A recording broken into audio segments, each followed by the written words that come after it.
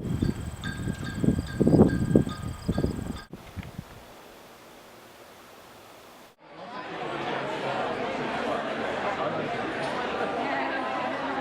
know why we're here and how important this is.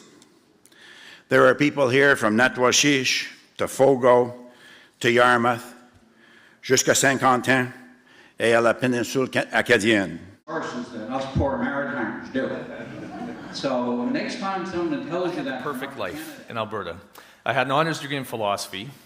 I went and got an after degree in education. I was a teacher, I was a rancher, I got to ride my horse on the weekend, work on the cattle and teach, and I had the perfect life. But I was concerned about the future of our community. Chambers of Commerce always preach to people to shop locally. And we know that's very important because every dollar spent in a community touches 7 other hands before it leaves. It's an economic principle. It's spent 7 other times. That's what helps generate business in the community. Every dollar spent out is gone for good, right? But oftentimes we, as members of the community, completely undermine our own success. There's 3 phases to a business opening in a community. Now, the longer you've lived in the community, the more likely this is true, okay? If you're relatively new to the community opening a business, I'll get to you in chapter 11 on outsiders and immigrants. But right now, if you've lived in your community your whole life and you open a business, these are the 3 phases you go through. Phase number 1, you open your business. And then everybody in the coffee shop says, what a stupid investment. I can't believe they would put all their money into that. They're never going to make any money doing that. They're going to go broke. Why would I buy my stuff from there? Because where am I going to get my parts and supplies? This is ridiculous. And they sit around the coffee shop and tell each other, you shouldn't buy there because that's a ridiculous business. They're going to go broke. What a stupid person. Phase number 2, the business is hanging on, maybe even becomes prosperous. And then everyone in the coffee shop, which, by the way, is the most evil place on earth.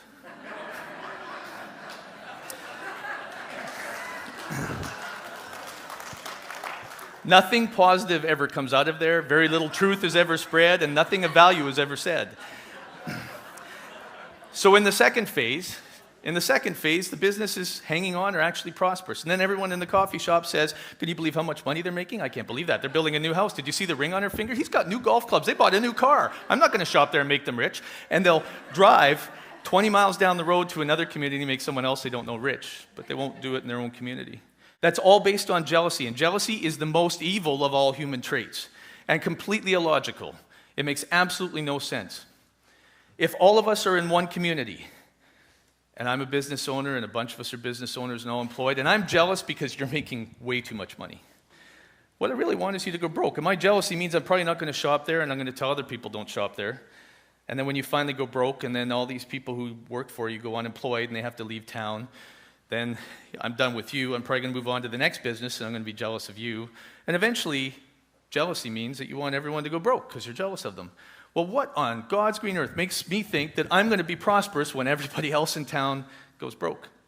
It's illogical, it's irrational, and jealousy alone can kill your community. Some communities actually say, well, the logical argument for not doing something is that they've never done it before. Mm-hmm. But Einstein, or I think it was Einstein, had said, doing the same thing over and over again and expecting different results every time is a definition of insanity. Mm-hmm. So you've got to get beyond doing the same thing over and over and find new ideas. And you don't have to invent them right from scratch. I mean, there are examples of success from communities all over the country, and it's easy to find one that's similar, a community that's similar to yours, and find out what they've done and apply it. And that's critical if you're going to be successful. You've got to get out of your comfort zone, like you said, and try some new things. If you fail, so be it. You failed. Famous line that I always like to quote. You know what happens if we don't try? Nothing. So I always like to look at the current unemployment numbers. So these are the most current ones that I could get from August, and you can see, I've been looking at this goddamn data for like ever, and you know what? This is always the big sticking point here. And so I ask myself, I don't know if you ask yourself, why is it that we are chronically the most, unemployed area of the country? Are we less smart? Do we not have the kind of motivation? What's going on in this region? It's a really important discussion. Why is it that we have to be so much higher every year? Well, I think there's some reasons for that. One reason is that, unfortunately, and like I'm going to say it right out loud because nobody wants to talk about it, we have systemic, dependency on seasonal employment here. And I actually heard somebody say that seasonal work is great for Atlantic Canada. Well, I call bullshit on that one because it's not. It's not. And what it does is it weakens our overall economy. We cannot perform at the rest of the country's economy if we have a lot of dependence on part-time jobs. It's as simple as that. Our population is stagnant and not growing. It means that we're the least attractive place to live in the country at the moment, and that has everything to do with economic opportunity. And so I think the discussion is always good to figure out how we do things differently to change that reality. And if we don't get our economies growing at least the national sort of average over the next 10 years or so, I think that we're going to lose more population. It's going to make it more difficult for us to make sure that this is a decent place for people to live. And this will be the challenge for this conference. Who's going to take the lead of taking those ideas and trying to translate them into some sort of action that will make a difference? Because it's all very good to have the discussion and to have the good ideas come out, but and people feel good for a while, but if there's nothing that comes of, there's no legacy that comes out of this, it will just be another discussion that goes nowhere. So we're good at that in this region. So I would challenge the organizers to figure out a way to come up with 2 or 3 things that make some difference. And let me give you one. I'll give you one idea. I wish I'd have mentioned it when I was speaking, but one of the things that we can do in this region is we could get in our school system a higher recognition of entrepreneurism as an advocacy, a way, not an advocacy, but as a vocation, and to promote the idea that being an entrepreneur is actually a good career choice. And when you grow up in a small place and you move away, and I moved away because my mom was sick and tired of driving over the old gravel road, and she was like, there's no work here. I got to leave. So we moved to beautiful Mississauga, Ontario, suburban gorgeousness, and taking the bus, lots of malls. Oh, it was so bad. So anyway, we moved away, and I spent my time, like from about 14 onward up to 20 plus years in Ontario. But every year, I was always going back to Burlington, always going home, just because I love it so much. You have a connection with place. And so one year, as I got older, I went home, and I was like, man, I love this place so much. I would love to own a little piece of this place somehow, buy a piece of property. Turns out the school that I went to, that Jen went to, that we all went to, was up for sale. It was falling down. It was a building much like this church over here. It's falling down. Nobody was in it for a long time. What are we going to do? So I bought it for $2,700, right? And, this is a cool little piece of property. So I sat on this piece of property for a while, didn't know what I was going to do.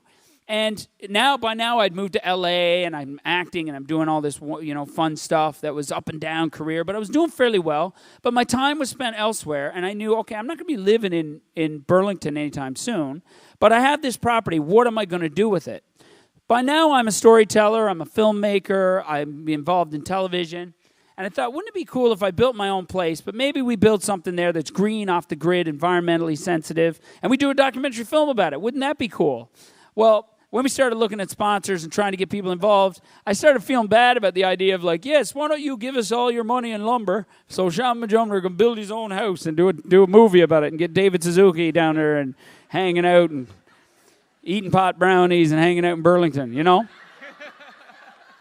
That's David Suzuki. He's crazy. No, I'm kidding. But so anyway, I said, well, why don't I do something? I've been trying to bring people to Burlington for years, but every time I bring people home, there's the same story. There's nowhere to stay, and there's nowhere to eat. So I thought, let's do something that I can, on this property, instead of building something for me, why don't we answer that question?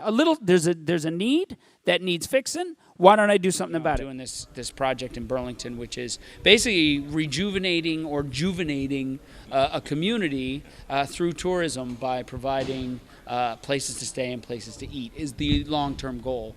But really it's all about, building social businesses, small businesses within the community to help the place, create a microeconomy there. So it's my pleasure. And this Georgetown Conference is so important in terms of bringing all the like-minded people together. And, you know, I think I'm all about story. And I think that the Atlantic Canadian story for so long really has been a bit of, you know, the rest of Canada's got the boot to the throat of Atlantic Canada. And you guys are, you know, your have-not world. But that narrative is changing, and it needs to change. And by Georgetown Conference coming together with this idea of, you know, supporting and building rural, that helps build confidence in Atlantic Canada, because the majority of Atlantic Canada is rural, right? Majority of Canada is rural. So it's not only for Atlantic Canada. I mean, the Georgetown Conference specifically is, but the model can be replicated elsewhere. And then they came the next year and they brought their bike and their family. And that has made it connections. We talked many times about the people and how important people in our community are. So in a couple of weeks, a group of us from our own area are going to get together, and we're going to see what we can do about working together and staying in touch with everybody that we've met here. It was such a welcoming conference that every time you sat down with new people and heard interesting stories, and we're all doers and leaders in our community, so it was so exciting. The biggest thing I thought was that every area has to identify what it is and be specific about it, and then it really just takes hard work from there to push whatever ideas you think are going to work for your own community and make it happen. One of the most fabulous conferences I have ever been on. I have been on many, many conferences over the years, many conferences, and this spot has to be the most positive, thought-provoking. And I think the fact that we have people here who really appreciate rural Atlantic Canada, and we have so much to offer, and we are, yes, economies are we're having trouble with those, but you know what, there's so many good ideas leaving from here that we're just going to burst forward and do good things. Small community. We don't have a municipality, so the funds itself. So donations are going to be key. I would love to have a garden, something like Georgetown, in a small version, just to spruce up the community, gets people involved in the community, gets people working together. And I think if we start working together, start on a small project, I think that can grow into a bigger project, can grow into an even bigger project, and I think the options are endless, and I think we can easily grow our community and make it strong and united. And what kind of struggles does your community have? Alberta is our big stealer of people. We have about 110 people, and I think almost half of the citizens in our community go to Alberta to work. It's understandable. You know, you have to support a family. These are all family men. Some of them move their families out to Alberta, so you know, you can't compete with the wages out there, right? If we can create more employment here, more. Do you think there's any role for government to play? I think government can't lead the people in this way, but government does have to play a role, and I say it has to be a collaboration. It can't be government leading the people or the people leading the government. It has to be a collaboration where we both lead on together, we both progress together, we both move on and work together as a whole, and have less of a gap between government and the people.